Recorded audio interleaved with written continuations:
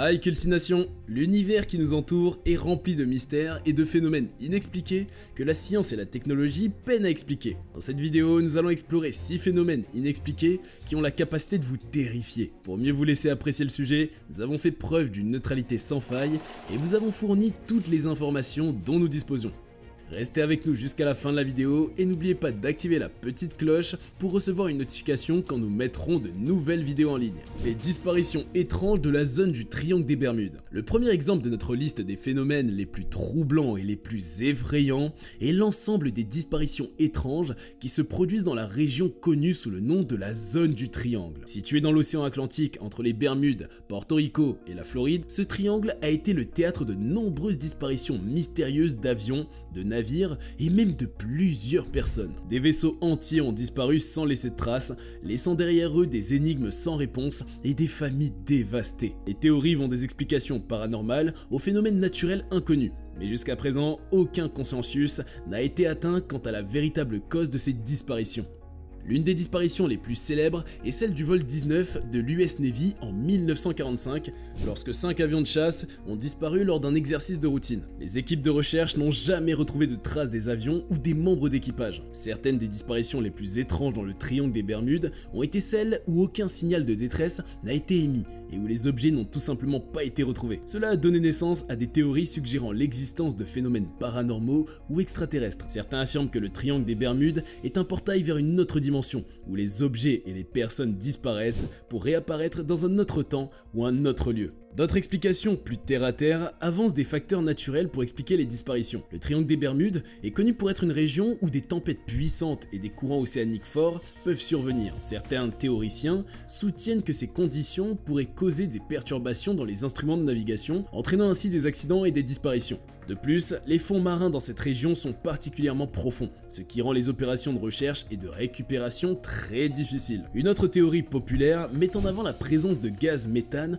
dans les fonds marins du triangle des Bermudes. Selon cette hypothèse, des poches de gaz pourraient se libérer et créer des bulles qui diminueraient la flottabilité des navires, provoquant ainsi leur naufrage. Cependant, cette théorie n'est pas largement acceptée et n'a pas été scientifiquement prouvée. En fin de compte, le triangle des Bermudes reste un mystère non résolu. Les visages terrifiants de Belmez. Au cœur de la petite ville de Belmez, située dans la région andalouse de l'Espagne, un phénomène étrange et effrayant a captivé l'imagination des gens du monde entier pendant des décennies. Le phénomène des visages terrifiants de Belmez a débuté en août 1971, lorsque Maria Gomez Pereira, résidente de la maison, a découvert un visage humain émerger mystérieusement du sol de sa cuisine. Cela a marqué le début d'un événement surnaturel qui a perduré pendant de nombreuses années et qui reste encore aujourd'hui un mystère non résolu. L'histoire commence lorsque Maria a tenté de nettoyer une tache sur le sol de sa cuisine. Malgré ses efforts, la tache revenait constamment, prenant la forme d'un visage humain. Choquée par cette découverte inexplicable, Maria a informé sa famille et ses voisins, qui se sont rapidement rassemblés pour voir par eux-mêmes cet étrange phénomène. Les nouvelles de ces visages terrifiants se sont rapidement répandues, attirant l'attention des médias nationaux et internationaux. Les scientifiques, les parapsychologues et les plus sceptiques se sont rendus à Belmez pour étudier les visages et essayer de comprendre leur origine. Des analyses scientifiques ont été réalisées sur les carreaux de la cuisine, révélant la présence d'une peinture, mais cela ne pouvait expliquer comment les visages apparaissaient et disparaissaient sans aucune intervention humaine. Au fil des années, les visages ont continué à se manifester, parfois sur le sol, parfois sur les murs de la maison. Les expressions des visages semblaient changer, passant de la tristesse à la colère, ajoutant une aura encore plus sinistre à ce mystère inexpliqué. Les théories sur l'origine de ce phénomène sont nombreuses. Certains pensent qu'il s'agit d'une supercherie élaborée, peut-être orchestrée par Maria et sa famille. Cependant, malgré les efforts de nombreux enquêteurs pour découvrir des preuves de fraude, aucune n'a été trouvée. D'autres suggèrent que les visages sont une manifestation paranormale, peut-être le produit de l'esprit collectif des habitants de Belmez. Les esprits tourmentés, disent-ils, ont la capacité de créer des images dans le monde matériel. Le mystère des visages terrifiants de Belmez continue de diviser les opinions et de susciter des débats. Les croyants du paranormal y voient une preuve de l'existence des esprits et des forces surnaturelles, tandis que les sceptiques cherchent des explications rationnelles et scientifiques. Quelle que soit la vérité, il est indéniable que ce phénomène a eu un impact significatif sur la ville de Belmez. Les lumières de Hesdalen. En Norvège, les lumières de Hesdalen sont des lumières énigmatiques qui se manifestent manifestent régulièrement dans le ciel nocturne de cette région isolée. Le phénomène des lumières de Hessdalen a été documenté pour la première fois dans les années 1980, lorsque des habitants locaux ont commencé à signaler des observations régulières de lumières étranges et clignotantes dans le ciel. Ces lumières varient en taille, en forme et en couleur, allant du blanc au rouge en passant par le jaune et le bleu. Elles se déplacent à des vitesses variables, parfois en effectuant des manœuvres rapides et imprévisibles, ce qui exclut toute explication conventionnelle liée aux avions ou aux phénomènes naturels. Le mystère des lumières de Hessdalen a rapidement attiré l'attention des scientifiques et des ufologues. Des expéditions de recherche ont été organisées et des équipes de chercheurs ont installé des caméras, des détecteurs et des instruments scientifiques sophistiqués pour étudier ces phénomènes de manière plus approfondie. Les observations ont été enregistrées, les données collectées et les témoignages recueillis dans l'espoir de percer le mystère de ces lumières mystérieuses. Au fil des années, plusieurs théories ont été avancées pour expliquer ce phénomène, mais aucune n'a pu fournir une réponse définitive. Parmi les explications possibles, certaines suggèrent que ces lumières pourraient être le résultat d'une réaction chimique particulière dans l'atmosphère, provoquée par des concentrations de gaz ou de particules spécifiques. D'autres hypothèses évoquent la possibilité d'une activité géologique souterraine, libérant des gaz inflammables qui s'enflamment lorsqu'ils entrent en contact avec l'oxygène. Cependant, ces explications ne parviennent pas à prendre en compte de toutes les caractéristiques des lumières de Hessdalen. Les mouvements intelligents et imprévisibles de ces lumières, ainsi que leur capacité à changer de forme et de couleur, posent des défis à ces théories. De plus, certains témoins ont signalé des observations d'objets volants non identifiés, OVNI, à proximité des lumières, ce qui a renforcé la croyance en une possible origine extraterrestre. Les scientifiques continuent donc leurs recherches dans l'espoir de trouver des réponses. Des études approfondies de l'atmosphère, des relevés géologiques et des observations astronomiques sont menées régulièrement dans la région de Hessdalen. Malgré tous les efforts déployés, le mystère des lumières de Hessdalen reste entier. Le légendaire Chupacabra.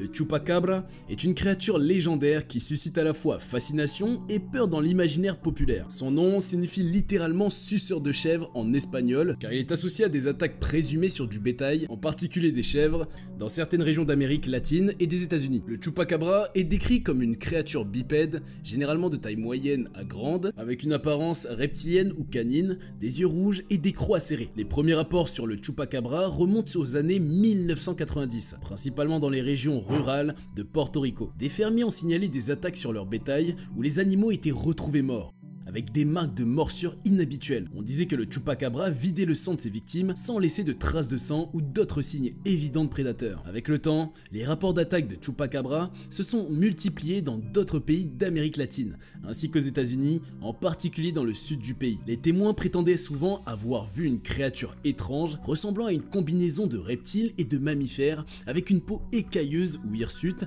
des griffes pointues et une posture bipède. Certains ont même décrit des ailes membraneuses et une capacité à sauter ou à courir rapidement. La question de l'existence réelle du Chupacabra reste un sujet de débat et de controverse. Les sceptiques affirment que les attaques de bétail peuvent être attribuées à des prédateurs connus tels que les coyotes, les chiens errants ou les animaux sauvages affamés. Les blessures et les traces laissées sur les carcasses peuvent être expliquées par des causes naturelles ou par des mutilations post-mortem. Certains incidents ont même été attribués à des activités humaines comme des rituels occultes. D'un autre côté, les croyants soutiennent que le Chupacabra est une créature inconnue, peut-être même extraterrestre ou issue d'expériences génétiques secrètes. Ils soulignent la similarité des descriptions et des modus operandi dans les attaques signalées à travers différentes régions. Selon eux, ne peut pas être simplement expliqué par des prédateurs connus. Les incidents de paralysie du sommeil. Imaginez-vous vous réveiller au beau milieu de la nuit, incapable de bouger ou de crier, tandis que vous ressentez une présence sinistre dans la pièce. Les incidents de sommeil paralysant sont des épisodes effrayants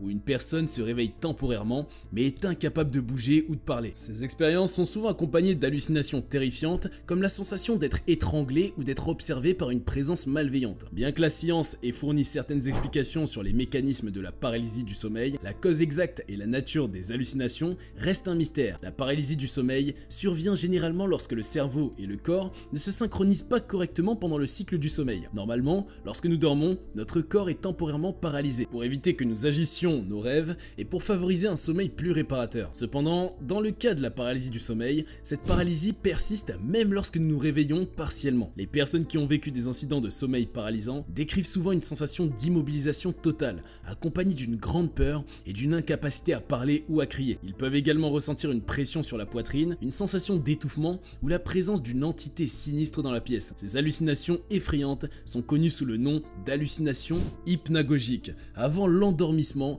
ou hypnopompiques au réveil. Bien que les incidents de sommeil paralysant soient souvent de nature effrayante, ils sont généralement bénins et ne présentent aucun danger réel pour la santé. La paralysie se dissipe généralement après quelques secondes ou minutes, mais l'expérience peut sembler durer beaucoup plus longtemps en raison de l'angoisse et de la terreur ressentie pendant l'incident. Plusieurs facteurs peuvent contribuer aux incidents de sommeil paralysant. Des troubles du sommeil tels que l'insomnie, l'apnée du sommeil ou le trouble du comportement du sommeil paradoxal peuvent augmenter les risques de paralysie du sommeil. Certains médicaments peuvent également être associés à ces incidents. De plus, le manque de sommeil, le stress, les changements de l'environnement de sommeil ou les horaires de sommeil irréguliers peuvent contribuer à la fréquence et à la gravité des épisodes de paralysie du sommeil. Aussi, dans de nombreuses cultures, ces épisodes sont expliqués par des forces surnaturelles ou des êtres maléfiques qui visitent les victimes pendant leur sommeil. Les récits de démons, des sorcières ou de créatures surnaturelles assis sur la poitrine des personnes endormies sont courants dans les légendes et les superstitions liées à la paralysie du sommeil. La recherche scientifique a identifié plusieurs mécanismes